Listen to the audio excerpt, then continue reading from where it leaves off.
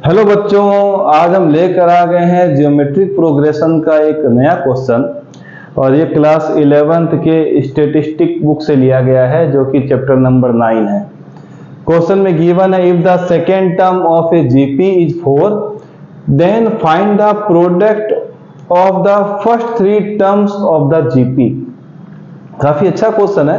और क्या है इस क्वेश्चन की खास बात कि हमें जो 3 टर्म्स हैं पहली, उनका प्रोडक्ट बताना है क्या आएगा।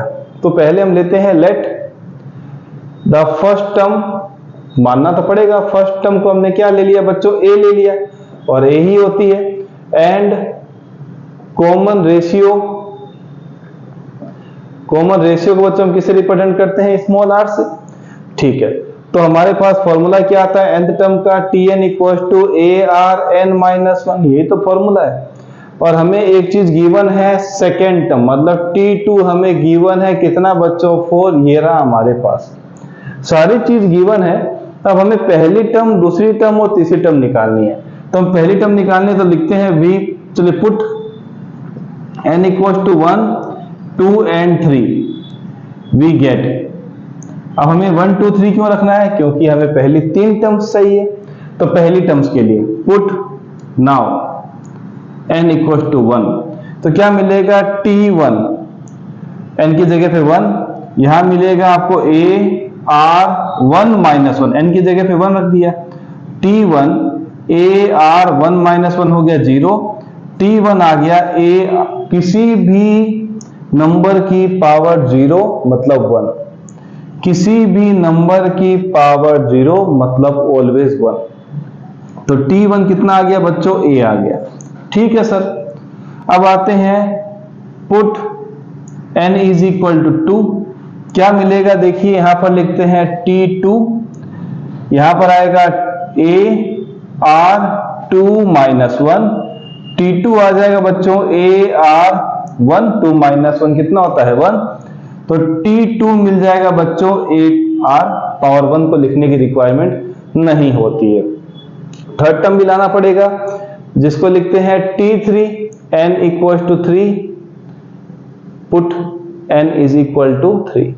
थोड़ा इसको सही कर दें सर, सब कुछ दबने लग गया है तो जगह बना दीजिए। T3 रखेंगे तो बच्चों मिलेगा AR3-1, तो T3 मिल जाएगा AR स्क्वायर। अब हमें क्या करना है बच्चों, तीनों को मल्टीप्लाई करना है अकॉर्डिंग टू क्वेश्चन। क्या है बच्चों कि फर्स्ट 3 टर्म्स जो भी जीपी की हमने यहां फाइंड किए, उनको मल्टीप्लाई करना है, प्रोडक्ट ही तो फाइंड करना है। तो T1 multiply by T2 multiply by T3। ठीक है सर, T1 कितना है बच्चों, a है, तो लिख देते हैं a। T2 कितना है बच्चों, AR है, लिख देते हैं AR। T3 कितना है, AR स्क्वायर है, तो वो भी लिख देते हैं। चलिए यहां तक तो ठीक है। a कितनी बार आ गया बच्चों, 3 बार। अगर बेस सेम है तो पावर क्या हो जाती है 8, इसकी पावर 1 है, 1 है, 1 है, मल्टीप्लाई भी है तो क्या हो जाएगा, प्लस हो जाएगा। 1 + 1 2, 2 + 1 3, तो a टू दी पावर कितना आ गया बच्चों, 3। ठीक है, यहां पर देखेंगे r की पावर कितनी है, 1, यहां पर r की पावर क्या है, 2, दोनों क्या है मल्टीप्लाई में, बेस क्या है सेम है, पावर फिर से 1 + 2 कितना हो जाएगा, r की पावर 3। या फिर हम लिखते हैं AR लिख देते हैं, दोनों की पावर 3 है तो क्या आ जाएगा बच्चों, कॉमन आ जाएगा पावर में 3। अब अगर अलग अलग लिखते हैं तो a की पावर 3, r की पावर भी क्या आ जाएगा बच्चों, 3। ठीक है सर, पर हमको यहां पता है T2, रियली में T2 यहां पर क्या आया था, AR आ गया था। देखिए T2 किसके बराबर था, AR के, यहां T2 किसके बराबर है, 4 के, मतलब दोनों T2 बराबर है, तो AR की वैल्यू क्या आ गई, 4। तो मैं यहां पर लिख देता हूं AR की वैल्यू कितनी आ गई बच्चों, कितनी आ गई, 4, तो 4 की पावर 3 मैं यहां लिख देता हूं T2 is equal to AR is equal to 4। यही तो हमने यहां पर लिखा है, वही लिख देते हैं। 4 की पावर 3, 4 × 4 × 4, 4 4 जा 16, 4 जा 64, तो आ गया बच्चों 64। T1 × T2 × T3।